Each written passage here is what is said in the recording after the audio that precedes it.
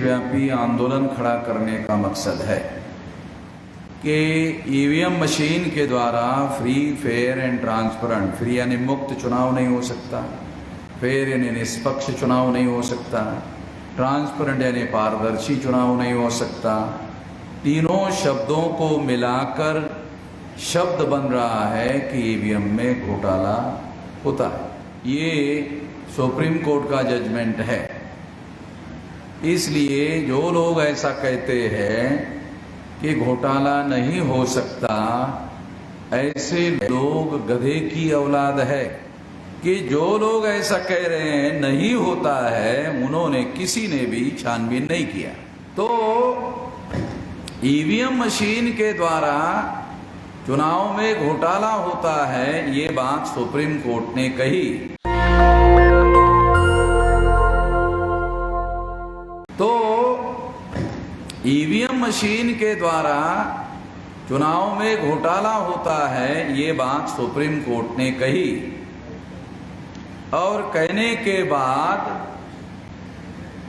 Supreme court ने कहा इस घोटाले को रोकना होगा। रोकने के लिए सुप्रीम कोर्ट ने एक और नई मशीन लगाने का आदेश दिया। उस मशीन का नाम है पेपर ट्रेल। तो अभी एक मशीन नहीं है, अभी ईवीएम मशीन अकेली नहीं है, अभी दो मशीन है। एक ईवीएम मशीन है, एक पेपर ट्रेल मशीन। तो ये क्या है, थोड़ा मैं आपको बताना चाहता हूं कि ये क्या है। पंपलेट दे दो, पंपलेट।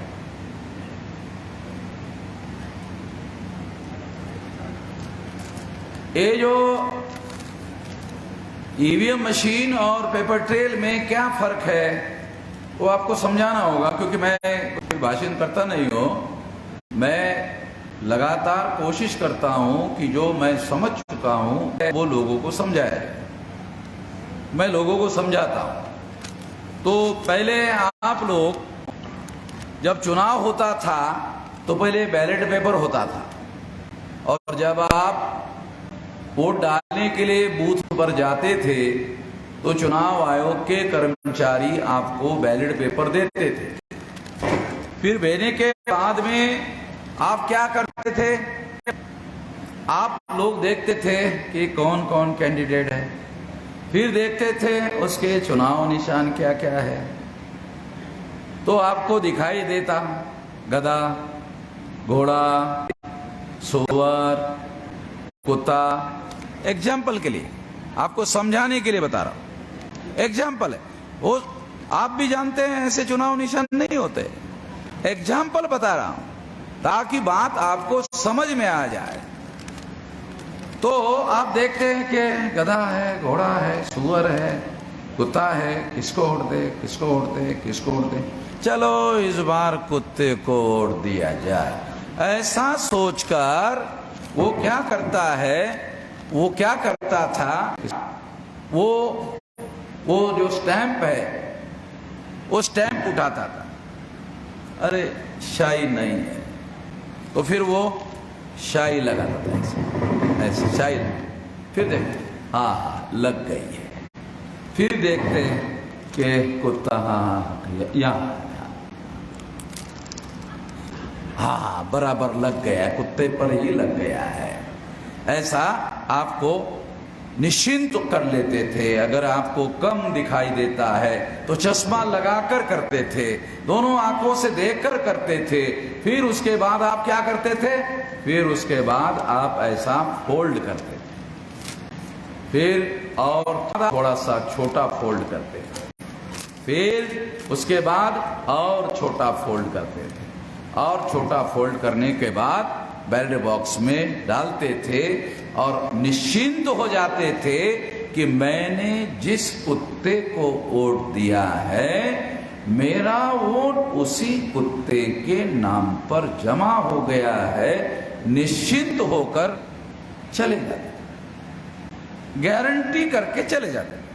हो गया, ये है बैलेट पेपर में जो होता था। अब ईवीएम आ गया,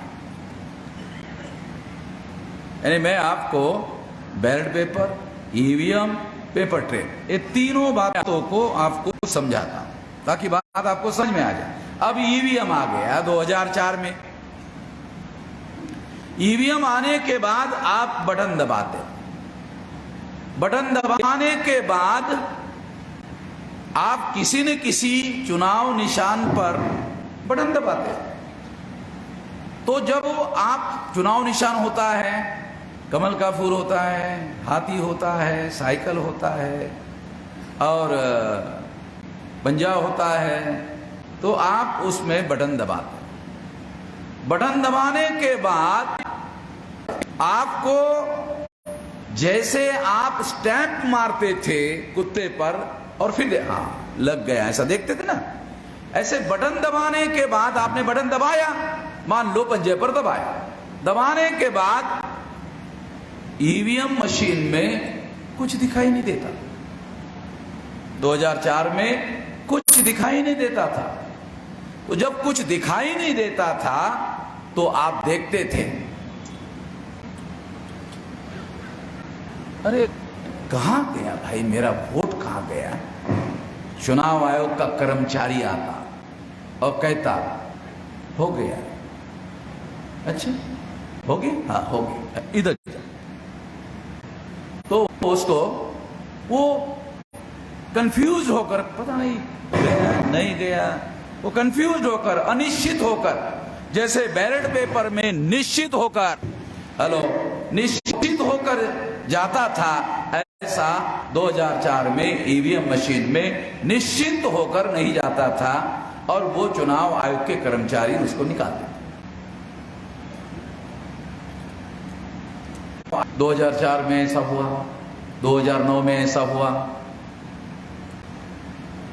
2004 का चुनाव अटल बिहारी वाजपेयी के नेतृत्व में लड़ा गया, मगर जो अटल बिहारी वाजपेयी को ईवीएम मशीन में घोटाला होता है ये मालूम नहीं था, क्योंकि ये मशीन अटल बिहारी वाजपेयी ने नहीं लाया था।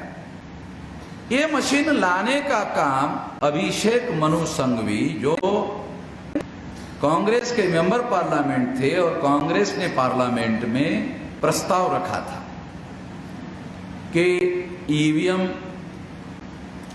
लाना चाहिए, ईवीएम से चुनाव होना चाहिए। तो उस समय कांग्रेस के लोगों ने भाषण दिया। क्या भाषण दिया कि जो बैलेट पेपर पर चुनाव होता है उसमें बूथ कैप्चरिंग होती है। बात सही थी, मगर ये बूथ कैप्चरिंग कितना परसेंट होती थी? बहुत ज्यादा, 1%। मान लो 13 लाख बूथ है तो 13,000 बूथ पर, बहुत ज्यादा, 13,000 बूथ पर बूथ कैप्चरिंग होती थी। मगर जो ईवीएम मशीन है इसमें 100% बूथ पर घोटाला किया जा सकता है। उसमें तो 1% ही किया जा सकता था। उसको रोकने के लिए ये मशीन लाई गई तो अटल बिहारी वाजपेयी, जो मेन अपोजिशन पार्टी के लीडर थे, उन्होंने कहा अच्छी बात है, तो सरकार को समर्थन दे दिया और ईवीएम मशीन लाने का प्रस्ताव पारित हो गया। 99 में अटल बिहारी वाजपेयी प्रधानमंत्री थे, 2004 में उसके नेतृत्व में चुनाव करवाया गया। पहली बार 100% पेपर ट्रेल ईवीएम मशीन लाई गई। अटल बिहारी को मालूम नहीं था इसमें घोटाला होता है, मालूम कांग्रेस को था। कांग्रेस ने ये मशीन लाया, घोटाला करके चुनाव जीता जाए, घोटाला करके चुनाव जीता जाए, ऐसा ख्याल कांग्रेस के दिमाग में क्यों आया? तो काशीराम जी ने नारा लगाया था, वोट हमारा राज तुम्हारा, नहीं चलेगा नहीं चलेगा नहीं चलेगा। तो कांग्रेस ने सोचा ये नारा इतना आसान है, इतना आसान है, इतना आसान है कि अनपढ़ से अनपढ़ आदमी को भी बात समझ में आ जाएगी, कोई दिमाग में प्रेशर नहीं पड़ेगा और बहुसंख्यक लोग अपनी सरकार बनाने की योजना बनाकर काम कर सकते हैं, अपनी सरकार ला सकते हैं। ये बहुत खतरनाक बात है।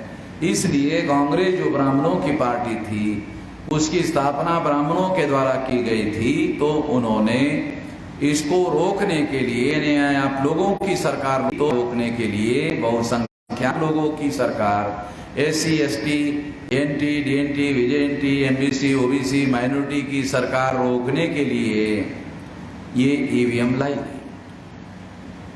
तो कांग्रेस को मालूम था, तो कांग्रेस ने घोटाला करके 2004 में सरकार बनाई, 2009 में सरकार बनाई। 2004 में अटल बिहारी वाजपेयी के नेतृत्व में चुनाव लड़ा गया था और अटल बिहारी वाजपेयी के घुटने खराब थे, प्लास्टिक लगाया था, तो प्लास्टिक लगाकर वो नेतृत्व कर रहा था। अडवाणी की तबीयत ठीक थी मगर उन्होंने प्लास्टिक से भी मैं चला सकता हूँ, तो फिर भी अडवाणी को देने के लिए तैयार नहीं था। सत्ताशाली बड़ी अजीब होती है। तो 2009 में अडवाणी के नेतृत्व में चुनाव लड़ा गया, अडवाणी को भी कांग्रेस ने हरवा दिया। तो अडवाणी ने छानबीन की कि सर मैं तो जीतने वाला आदमी था, ये कैसे हार गया। तो डॉक्टर सुब्रमण्यम स्वामी और GVL नरसिंह को काम पर लगाएं और ये डाटा कलेक्ट किया गया, तो पता चला कि ये तो EVM में घोटाला करके चुनाव हुआ, चुनाव जीता गया। और जैसे ही ऐसा हुआ उन्होंने ऐलान किया, लालकृष्ण अडवाणी ने ऐलान किया कि EVM मशीन के विरोध में मैं सारे देश भर में रथ यात्रा निकालूंगा, क्योंकि अडवाणी के पास एक ही मामला, कुछ भी हो रथ यात्रा, कुछ भी हो रथ यात्रा। तो वो रथ यात्रा पर निकलकर सारे देश के लोगों को तो बड़ा नेता हो गया था। तो जैसे ही ये खबर आई कि EVM के विरोध में रथ यात्रा निकालूंगा, तो सरकार कांग्रेस की थी। कांग्रेस को लगा ये तो सारे देश भर में लोग जागृत हो जाएंगे और कांग्रेस के जिले के दफ्तर में आग लग जाएगी और कांग्रेस राउट हो जाएगी, खत्म हो जाएगी। बहुत खतरनाक मामला है। तो इसलिए कांग्रेस ने क्या किया कि जो सेकंड लाइन की लीडरशिप थी बीजेपी की, अरुण जेटली और सुषमा स्वराज, उनको कहा कि अडवाणी जी को रोकना चाहिए, देश खतरे में पड़ेगा। अरुण जेटली ने और सुषमा स्वराज ने कहा कि अडवाणी जी बहुत बड़े नेता है, हम लोग नहीं कह सकते उनको ऐसा कुछ। तो RSS के कांग्रेस के सामने संकट खड़ा हुआ कि वो अडवाणी को कैसे रोका जाए। तो कांग्रेस ने RSS से संपर्क किया और RSS को कहा कि अडवाणी जी वो रथ यात्रा निकाल रहे हैं, इससे देश खतरे में पड़ेगा। कहा क्यों पड़ेगा? RSS ने बोला क्यों पड़ेगा, देश क्यों खतरे में पड़ेगा?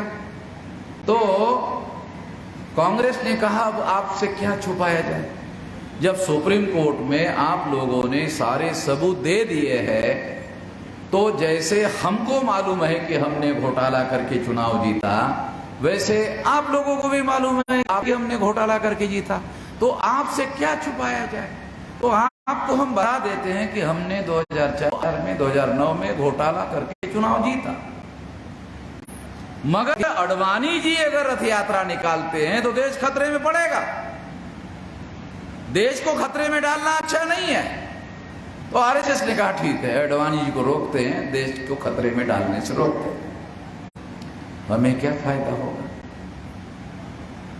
कांग्रेस ने RSS को कहा आप राष्ट्रभक्त लोग हैं, आप सजग लोग हैं, और आपको क्या चाहिए, देश बचना चाहिए। तो हम देश बचाने की बात आपको कह रहे हैं, आप देश बचाने की बात स्वीकार कर रहे हैं, आपको और क्या चाहिए, आप तो राष्ट्रभक्त लोग। RSS ने कहा ये राष्ट्रभक्त जो है, ये तो हम ये SC ST OBC के लोगों को गधा बनाने का ना कार्यक्रम है ये हमारा, इन लोगों को गधा बनाने के लिए हम राष्ट्रवाद राष्ट्रवाद राष्ट्रवाद राष्ट्रवाद चिल्लाते रहते हैं। तो इन लोगों को अच्छा लगता है SC ST OBC को राष्ट्रवाद, वो हमारे जाल में फंसते हैं। मगर हमको तो मालूम है ना कि हमने तो इनको गधा बनाने के लिए ये राष्ट्रवाद का नारा लगाया है। हम राष्ट्रवादी नहीं है, हम जान रहे हैं कि ये घोटाला करके आपने चुनाव जीता, तो आप हमें बताओ कि हमें क्या फायदा होगा। अच्छा, तो आपको फायदा चाहिए, चलो 2014 का चुनाव आप घोटाला करके जीतो, सरकार हमारी है, चुनाव कमिश्नर हमने बनाया है और सारे देश की मशीनरी हमारे नियंत्रण में है, तो आपको 2014 के चुनाव जितवा देते हैं, चलो आप घोटाला कर। आरएसएस ने कांग्रेस को कहा आपने 2 बार घोटाला किया, आपने घोटाला करके 2 बार सरकार बनाई, कहा तो हमारी भी 2 बार सरकार होनी चाहिए, हमको भी 2 बार अवसर होना चाहिए। तो कांग्रेस ने कहा अच्छा तो आप भी 2 बार घोटाला करना चाहते हैं, हम तो सोच रहे थे कि आप बहुत सज्जन आदमी हो, आप बड़े राष्ट्रवादी लोग हो, हमें क्या मालूम था, हम तो मानते हैं और लोग भी मानते हैं कि कांग्रेस 2 नंबरी है, आप भी 2 नंबरी है, चलो इतना तो मालूम हो गया कि आप भी 2 नंबरी हो, चलो ठीक है 2 बार आप भी घोटाला कर लेना। तो इस तरह से कांग्रेस के बीच में और आरएसएस के बीच में समझौता हो गया।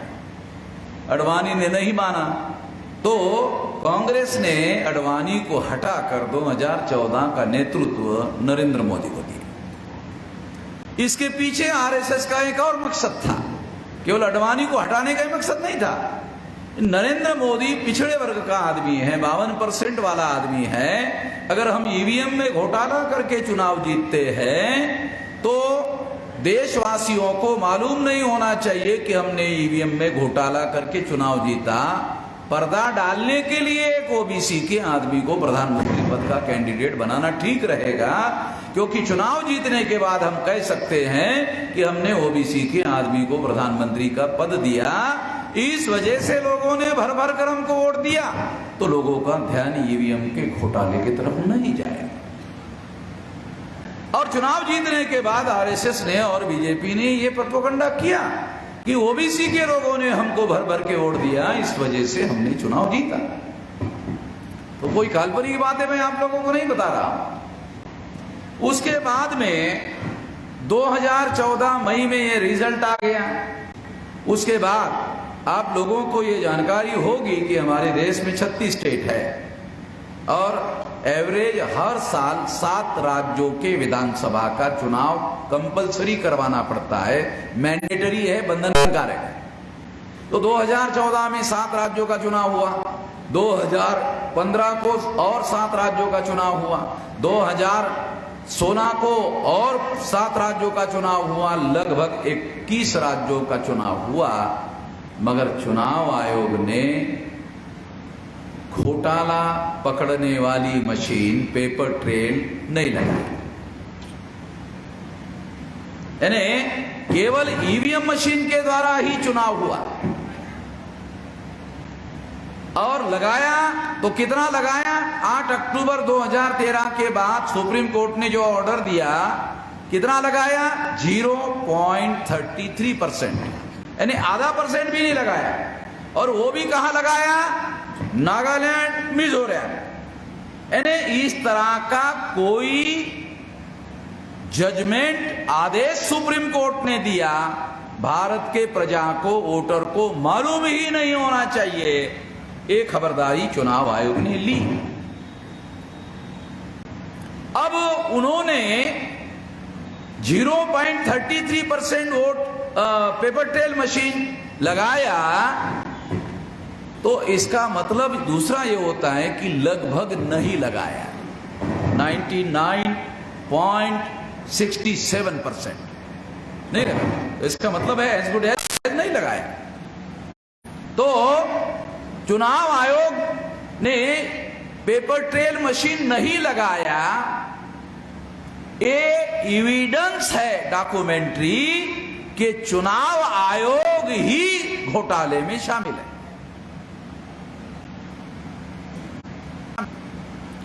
चुनाव आयोग ने ऐसा क्यों किया? चुनाव आयोग ने सोचा अगर हम सुप्रीम कोर्ट के आदेश की अवमानना करते हैं तो कंटेम्प्ट ऑफ कोर्ट का केस होगा, 6 महीने की सजा होगी। यदि पेपर ट्रेल मशीन लगाती है और पेपर ट्रेल मशीन लगाने के बाद ईवीएम मशीन का डाटा और पेपर ट्रेल का डाटा अगर मिलान नहीं हुआ तो पकड़ा जाएगा। और अगर पकड़ा गया तो क्या होगा? पकड़ा गया तो चुनाव कमिश्नरों पर देशद्रोह का मुकदमा चलेगा, फांसी की सजा होगी। तो चुनाव कमिश्नरों ने सोचा चलो नहीं लगाते हैं, कंटेम्प्ट ऑफ कोर्ट होगा। तो 2014 में, 2015 में, 2016 में नहीं लगाया। जब 16 में नहीं लगाया तो मैं सुप्रीम कोर्ट में गया, केस लेकर सुप्रीम कोर्ट गया। तो केस लेकर सुप्रीम कोर्ट गया और सुप्रीम कोर्ट जाकर मैंने एक केस डाला, केस डाला और सुप्रीम कोर्ट को कहा कि आपने 8 अक्टूबर 2013 को पेपर ट्रेल मशीन लगाने का आदेश दिया, चुनाव आयोग ने नहीं लगाया और चुनाव आयोग ने कंटेम्प्ट ऑफ कोर्ट किया। तो सुप्रीम कोर्ट ने मेरे फेवर में निर्णय दिया। सुप्रीम कोर्ट का वकील सुप्रीम कोर्ट में गया और कहने लगा कि जज साहब, ये जो वामन मेश्राम है ये ऐसे ऐसे लेटर लिखता है चुनाव आयोग को, ऐसे ऐसे लेटर लिखता है। जज ने पूछा कैसे कैसे लिखता है? तो वकील चुनाव आयोग का कहने लगा पढ़ के सुना दे। हाँ, पढ़ के सुना। तो पढ़ के सुनाने लगा। मैंने लेटर में लिखा था कि 8 अक्टूबर 2013 को सुप्रीम कोर्ट ने पेपर ट्रेल मशीन लगाने का आदेश दिया, चुनाव आयोग ने नहीं लगाया।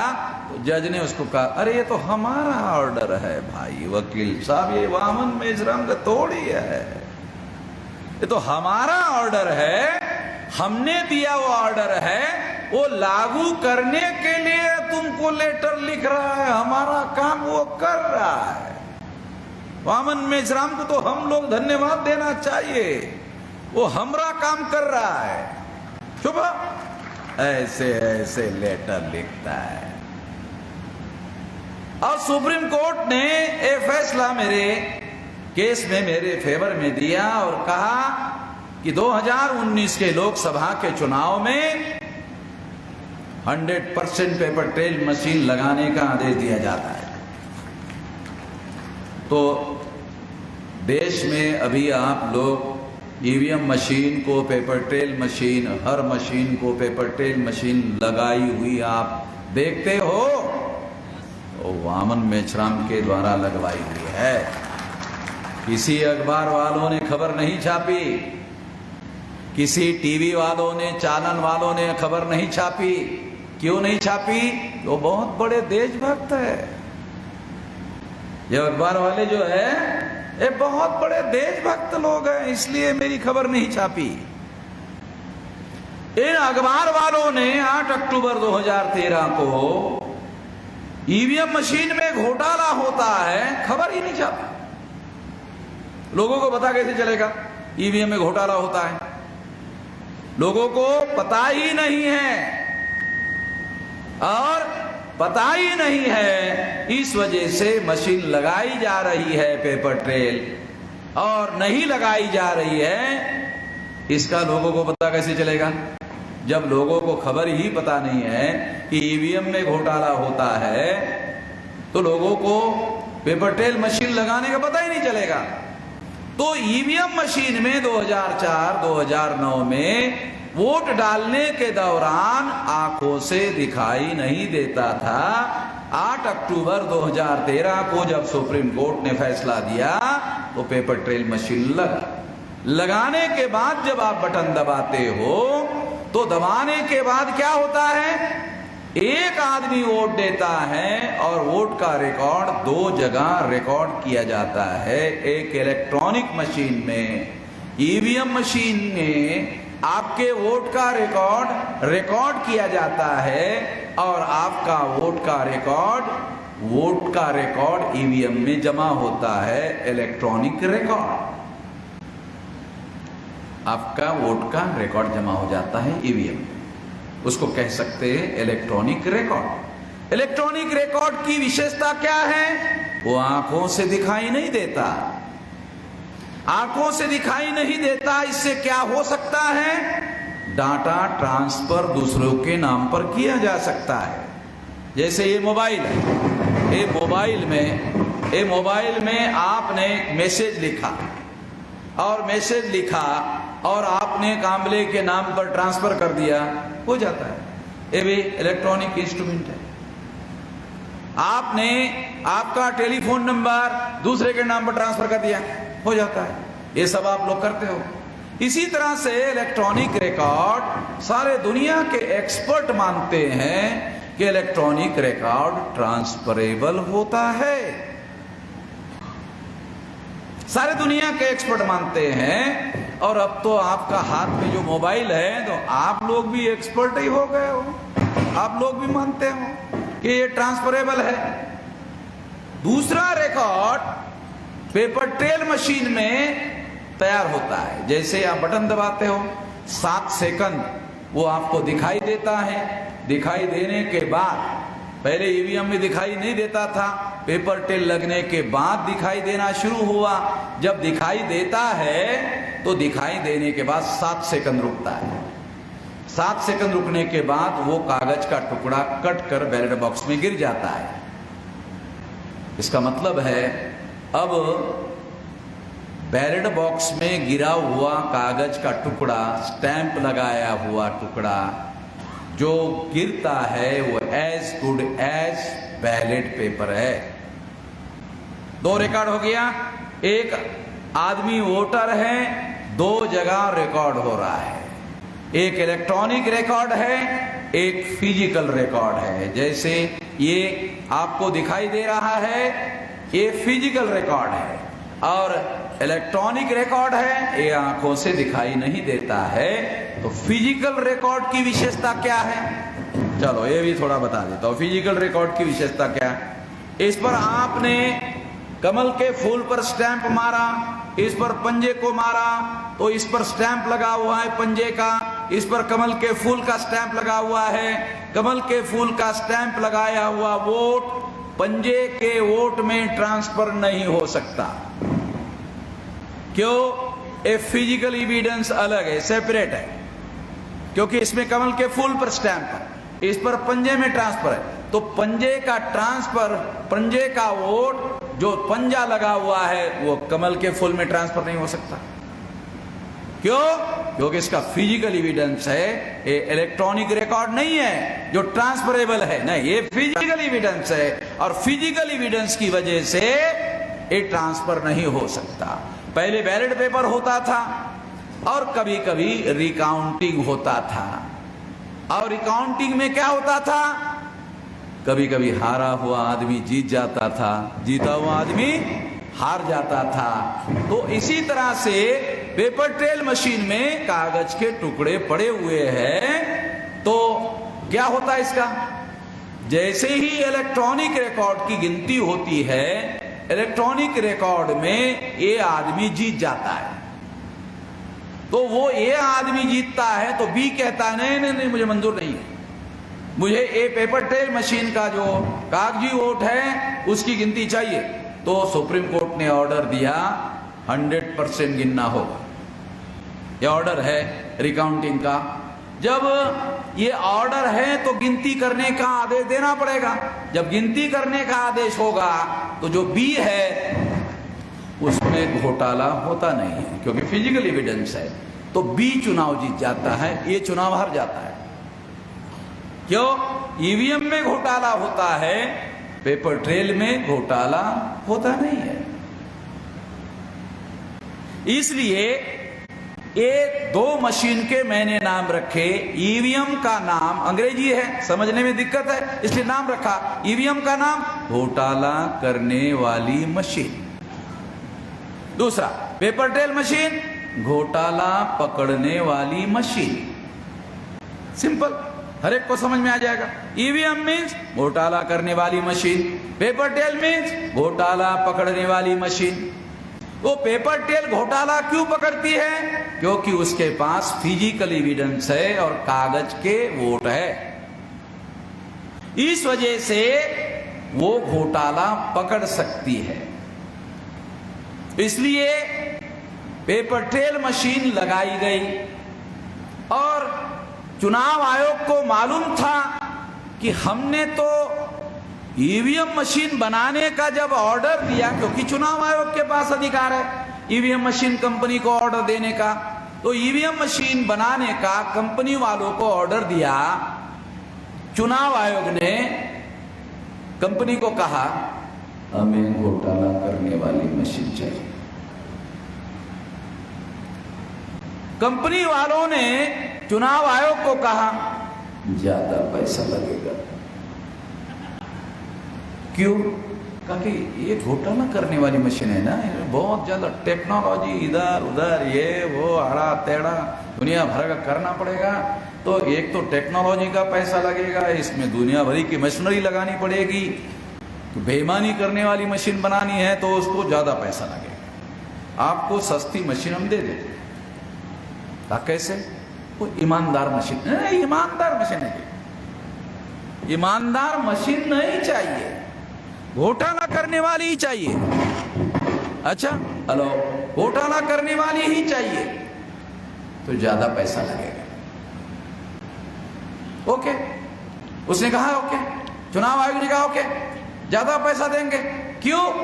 चुनाव आयोग के जेब से थोड़ी पैसा जा रहा है, पैसा तो आप टैक्स पे कर रहे हो, टैक्स तो पेयर आप हो, आपके पैसे से चुनाव मशीन खरीदी जा रही है। तो चुनाव कमिश्नर ने सोचा मेरे जेब से थोड़ी जा रहा है, तो लोगों का टैक्स जा रहा है, जाने दो।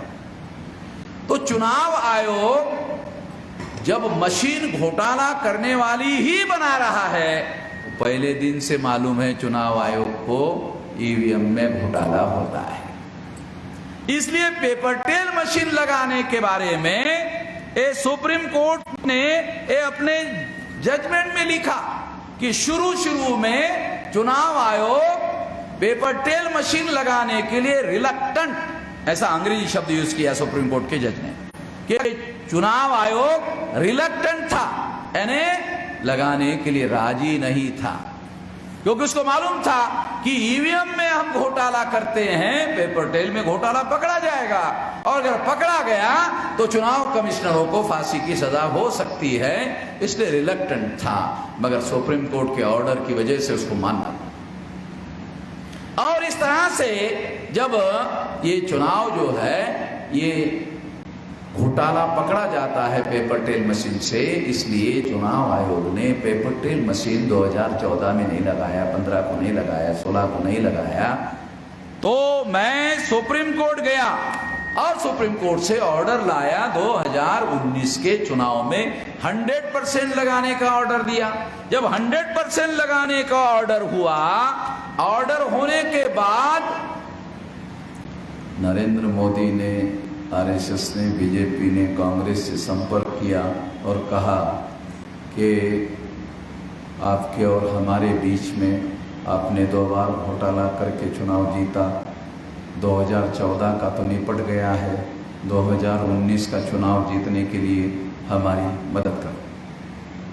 कांग्रेस ने आरएसएस, बीजेपी और नरेंद्र मोदी को कहा अरे तुम प्रधानमंत्री हो भाई, सत्ता तुम्हारी है, चीफ इलेक्शन कमिश्नर तुमने बनाया, जो करना है करो, हम मेन अपोजिशन पार्टी है, हम कुछ बोलने वाले नहीं है, विरोध करने वाले नहीं है, जो करना है करो। नहीं, ये टांग वामन मेश्राम ने अड़ाई हुई है।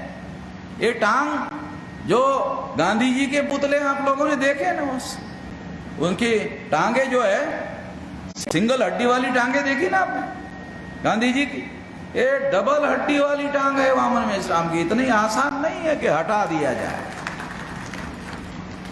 आसान नहीं है, इसलिए आप हमारी मदद करो।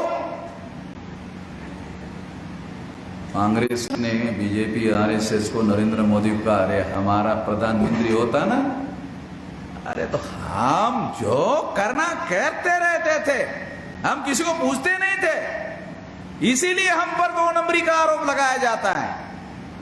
करो तुम भी, मगर तुम मानते नहीं हो, डरते हो। फरवरी 2019 को अभिषेक मनु सिंघवी ने सुप्रीम कोर्ट में केस दायर किया, और केस में लिखा 50% मिलान करने का आदेश दिया जाए। मेरा वकील था सुप्रीम कोर्ट में, मेरी केस चल रही थी, मेरे वकील ने कहा, अभिषेक मनु सिंघवी को, कांग्रेस के लोगों को कहा अरे वामन मेश्राम का सुप्रीम कोर्ट ने ऑर्डर दिया 100% का है, तुम 50% की मांग कर रहे हो। वो 100 का ऑर्डर पहले से है, रिकाउंटिंग का ऑर्डर है, तुम 50 की मांग कर रहे हो। तुम्हारा गणित इतना कच्चा कैसे है? 50 ज्यादा होता है कि 100 ज्यादा होता है कुछ समझ नहीं? कांग्रेस वाले इतने गधे हैं क्या कि 50 ज्यादा होता है, 100 ज्यादा नहीं होता है? इतने गधे हैं? इतने तो गधे नहीं है। मेरे वकील ने कहा अरे 100 ज्यादा होता है। मनु संघवी साहब, इतना गणित कैसे कच्चा है आपका?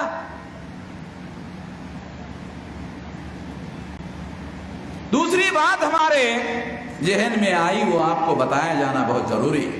वो क्या है? एक लीगल समस्या थी, उस पर सुप्रीम कोर्ट ने जजमेंट दिया। इसका मतलब उस समस्या का सुप्रीम कोर्ट ने समाधान कर दिया, रिकाउंट करने का ऑर्डर देकर, पेपर ट्रेल मशीन लगाकर। जब समस्या थी, समस्या का समाधान कर दिया, तो उसी समस्या को लेकर दोबारा केस करने की क्या जरूरत है? ऐसा तो कभी हुआ नहीं। मगर सुप्रीम कोर्ट में कांग्रेस के लोग दूसरी केस लेकर गए। चलो ये लोग लेकर गए तो सुप्रीम कोर्ट ने एंटरटेन क्यों किया? सुप्रीम कोर्ट का एक एक सेकंड जो है बहुत मूल्यवान होता है। सुप्रीम कोर्ट ने इस केस को एंटरटेन क्यों किया, जबकि पहले से ही दिया हुआ ऑर्डर है रिकाउंटिंग का?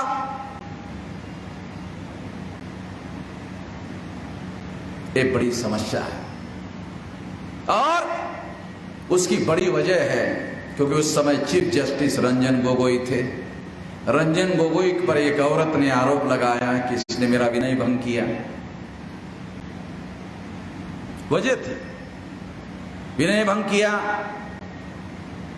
इस वजह से दूसरे नंबर का जो जज था, जस्टिस बोबड़े, जिसका दादा आरएसएस के वकील विंग का संस्थापक अध्यक्ष था, जस्टिस बोबड़े उसका पोता था।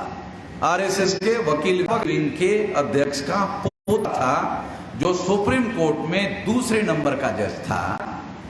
जस्टिस गोगोई के बाद चीफ जस्टिस हो गया था।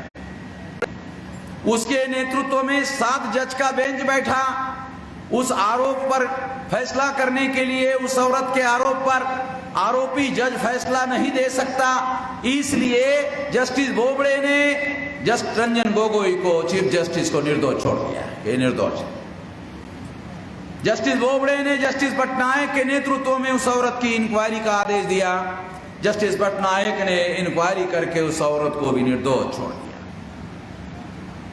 दुनिया के जुडिशियल हिस्ट्री में आरोप करने वाला भी निर्दोष, आरोपो भी निर्दोष, ऐसा तो कहीं सभी हुआ ही नहीं।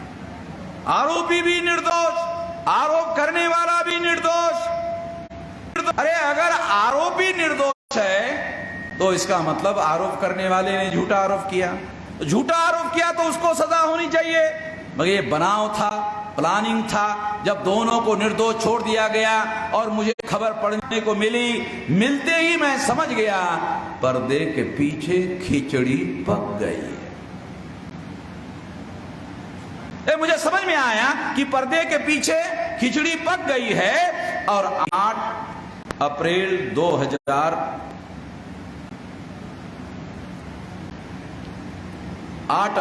2019 को सुप्रीम कोर्ट ने फैसला दिया। क्या फैसला दिया? 50% मिलान नहीं होगा, 1% होगा। मेरा ऑर्डर रिकाउंटिंग का, पेपर ट्रेल का पहले से था, ये ऊपर आ गया उसका ऑर्डर 1% का। ये 1% मिलान करना होगा। ईवीएम मशीन का डाटा और पेपर ट्रेल का डाटा 1% मिलान करना होगा। 1% का मतलब अगर 3000 बूथ है तो 1% का मतलब है 30 बूथ। 30 बूथ में चोरी पकड़ लो। मगर चोरी इतनी हुई 2019 में, घोटाला इतना बड़ा हो गया, इतना ज्यादा बड़ा हो गया, इतना बड़ा हो गया घोटाला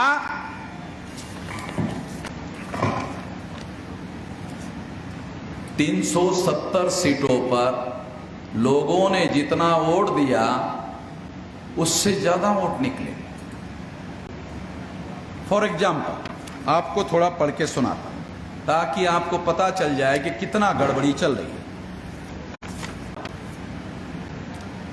In Kanchipuram Lok Sabha seat in Tamil Nadu, the EC data says 12,14,086 votes were polled, यानी इतने वोट लोगों ने पोल्ड किए, एंड 12,32,417 वोट काउंट किए, 18,331 वोट ज्यादा निकले। इतनी तो कोई मुर्गी साली अंडा देती नहीं है, तो मशीन के अंदर वोट कैसे दिया? क्या वो ईवीएम मशीन अंडे की तरह वोट देती है? हैरान करने वाली बात है। एग्जाम्पल बहुत है, ऐसे और एग्जाम्पल है आगे। In Dharmapuri Lok Sabha seat in Tamil Nadu, in EC data says 11,94,440 EVM votes were polled and 12,12,311 EVM votes counted, a surplus vote 17,871। फिर उसके बाद में Sriperumbudur Lok Sabha seat in Tamil Nadu, इसी डाटा से 13,88,666 वोट पोल्ड हो गए और 14,03,178 वोट काउंट हो गए। सरप्लस वोट 14,512 निकले।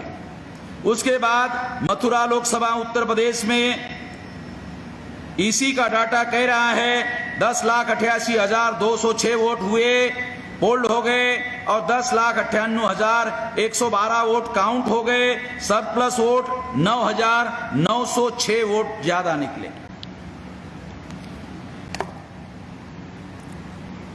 ऐसा 373 सीटों पर हो गया।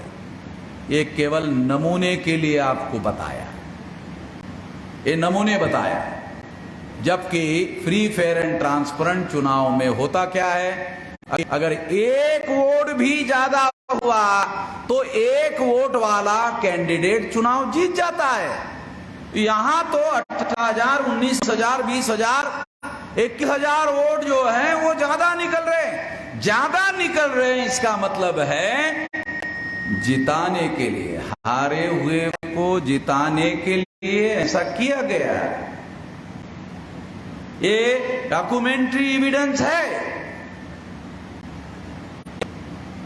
इतनी भयंकर बातें, इतनी भयंकर बातें चुनाव ईवीएम में हो रही है, और इससे बड़ी और भी बहुत सारी बातें हैं। और इसको कहने के लिए ईवीएम वीवीपीएटी जो मशीन है, इसके बारे में, इसमें घोटाला होता है, लोग जागृत नहीं हैं और चुनाव आयोग साइलेंट है। उसको बताने के बावजूद भी चुप है, कुछ नहीं कह रहा है। साइलेंट का मतलब है उस घोटाले में शामिल है। दूसरा, रीडिजाइन ईवीएम फैसिलिटी ऑडिट, ये जो ईवीएम मशीन है इसमें ऑडिट का सिस्टम रखा जाए। एक्सपर्ट्स लोगों ने चुनाव आयोग को लिख कर दिया, जिसमें retired bureaucrats, high court, supreme court के जज हैं, मगर चुनाव आयोग ने इस पर किसी प्रकार का कोई जवाब नहीं दिया। EVM EC gives different answer in a single RTI, एक आरटीआई के 3 जवाब। आरटीआई एक ही आरटीआई के 3 जवाब। इसका मतलब यह है कि चुनाव आयोग के पास जवाब नहीं है, केवल कंफ्यूज करने वाली बातें हैं। और इस तरह से ये प्रमाणित हो जाता है कि ईवीएम में बहुत बड़े पैमाने पर घोटाला होता है। केवल छोटा मोटा घोटाला नहीं होता है, बहुत बड़े पैमाने पर घोटाला होता है। और इतने सारे डॉक्यूमेंट्री एविडेंस है, हेलो हेलो हेलो, इतने सारे एविडेंस है, इतने सारे एविडेंस है मेरे पास।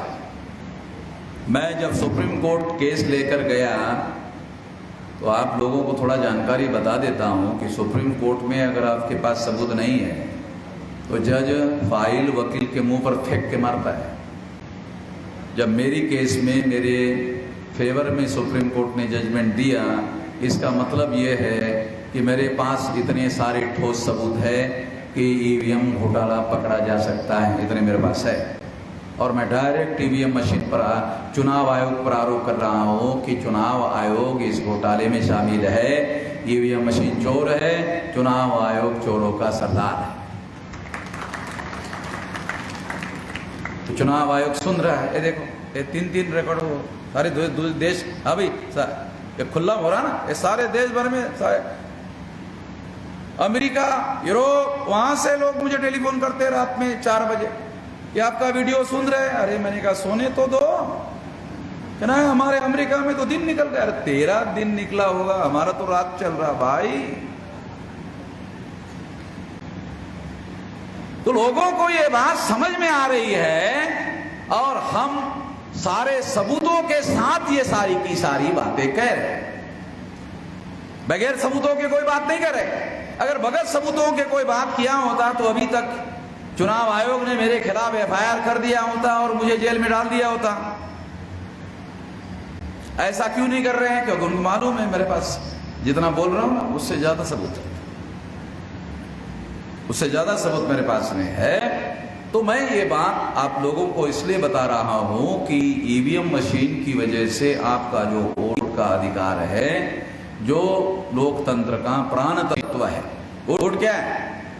अरे वोट पर सारे दुनिया का लोकतंत्र खड़ा है। लोकतंत्र की जो इमारत है, बिल्डिंग है, वो वोट पर खड़ी है। अगर वोट ना हो तो इसे लोकतंत्र नहीं कहा जा सकता। लोग वोट डालते हैं इसलिए लोकतंत्र कहा जाता है।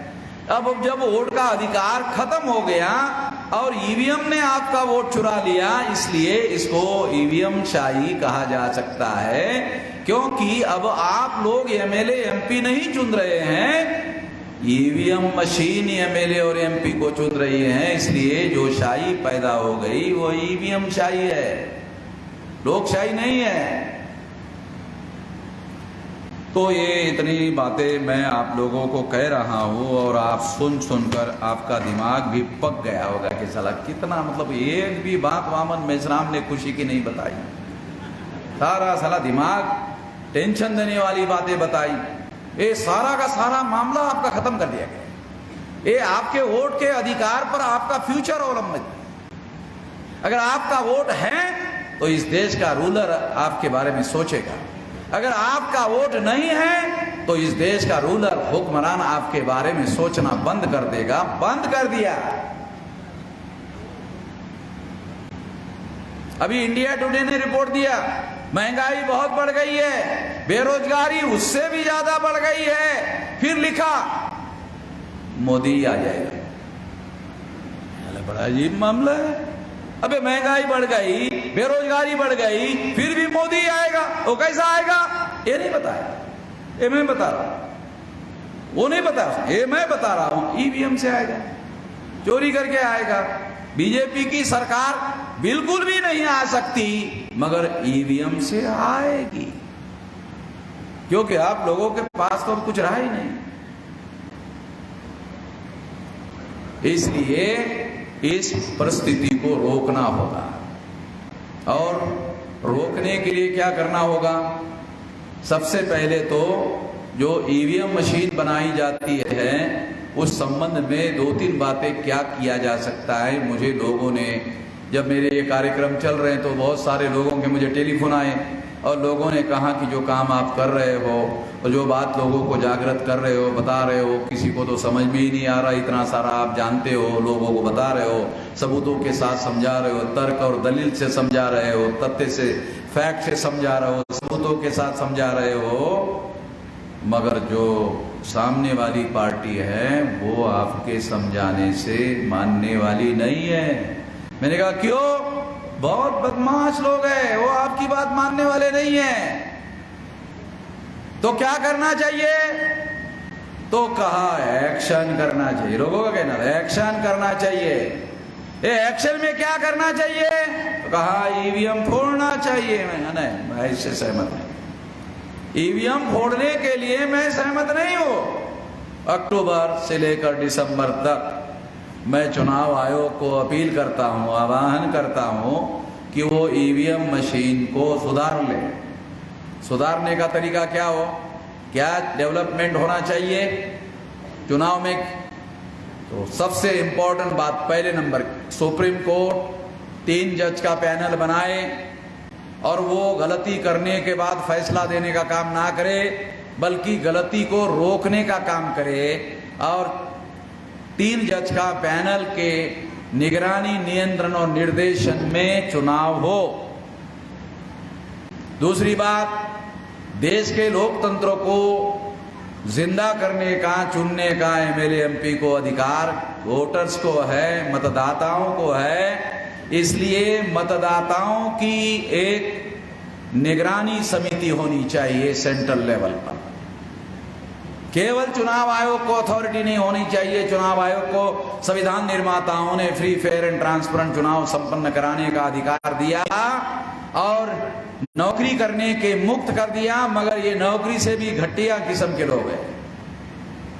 ये चुनाव आयोग के जो लोग घटिया किस्म के लोग, ये नौकरी से भी घटिया किस्म का काम कर रहे हैं। मैं ही नहीं कह रहा हूं, आज से 2 दिन पहले सुप्रीम कोर्ट ने जजमेंट दिया कि सरकार को चीफ इलेक्शन कमिश्नर और इलेक्शन कमिश्नर चुनने का अधिकार नहीं होगा। आप लोगों ने पढ़ा होगा। अरे 2 दिन पहले के अखबार में है कि अब प्रधानमंत्री, विरोधी पार्टी का नेता और चीफ जस्टिस ऑफ इंडिया, ये तीनों मिलकर इलेक्शन कमिश्नर चुनेंगे। इसका मतलब है चुनाव कमिश्नर पर अब जुडिशरी का भी भरोसा नहीं रहा है। सबूत हो गया जो मैं कह रहा हूं, कोई काल्पनिक बातें तो है नहीं।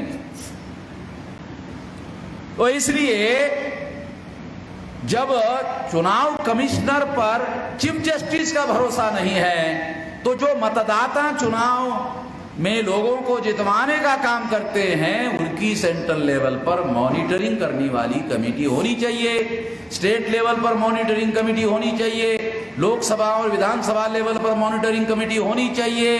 जब मशीन बनाने का ऑर्डर दिया जाएगा तो उसमें मतदाताओं का अप्रूवल होना चाहिए और 3 जजेस का भी अप्रूवल होना चाहिए, तो मशीन बेहतर बनेगी। चोरी करने वाली मशीन बनेगी नहीं।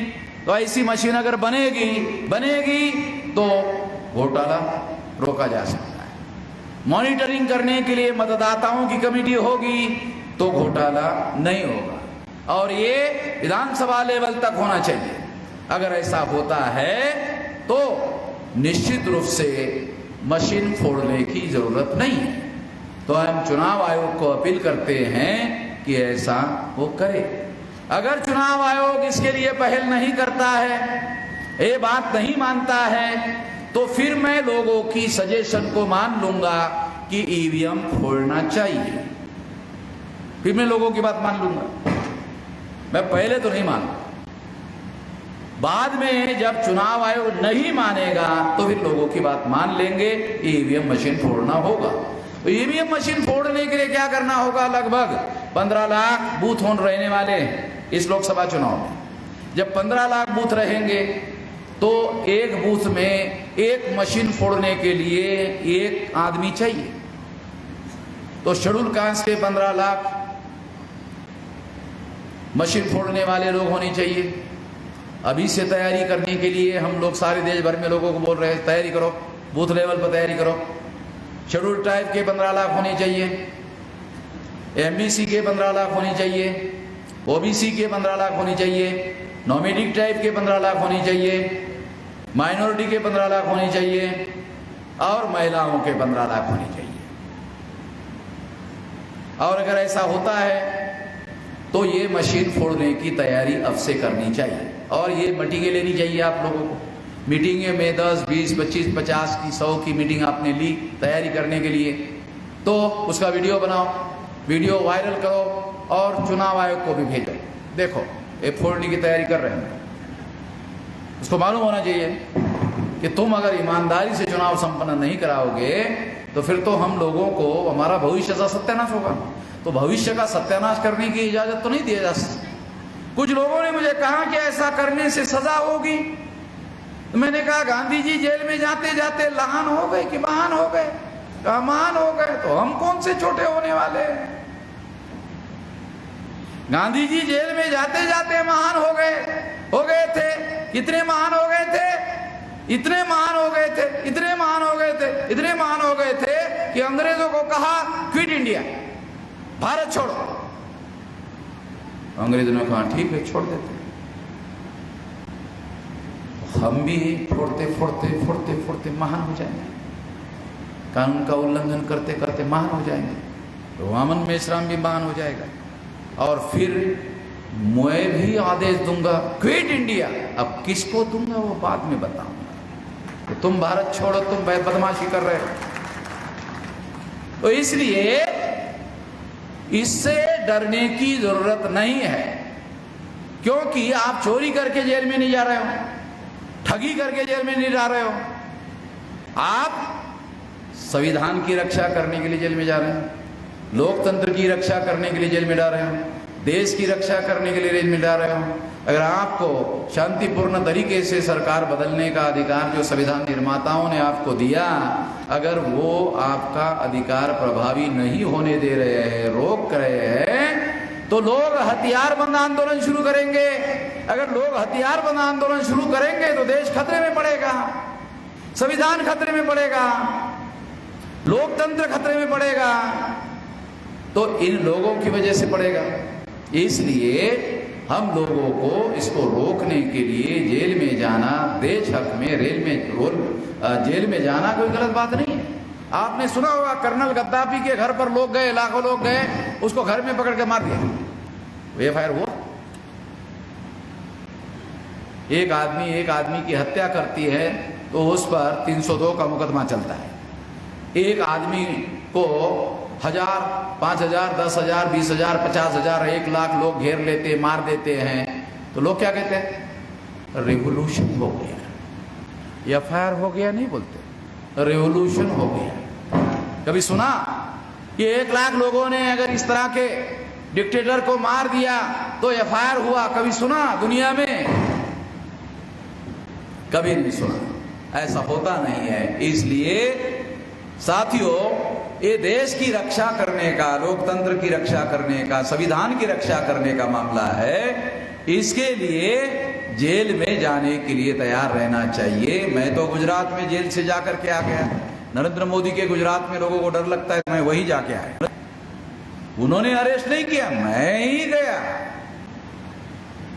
जब मैं ही गया तो असिस्टेंट पुलिस कमिश्नर मेरे पास आकर कुर्सी पे बैठा, कहा उसने मुझे, असिस्टेंट पुलिस कमिश्नर, आज तो आप हीरो हो गए। मैंने कहा क्यों? सारे देश भर से आपके लिए टेलीफोन आ रहे हैं। मैंने कहा गांधी जी हीरो हो गए थे जेल में जाते जाते थे, तो उस समय तो आपने नहीं कहा। मैं हो गया तो मिर्ची क्यों लग गई? कहने मिर्ची नहीं लगी, आप हीरो हो गए, ये बताने के लिए बोल रहा।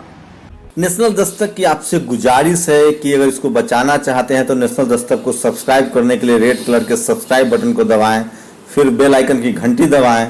नेशनल दस्तक को बचाने के लिए बहुत जरूरी है कि हर खबर को शेयर करें, लाइक करें, कमेंट जरूर करें।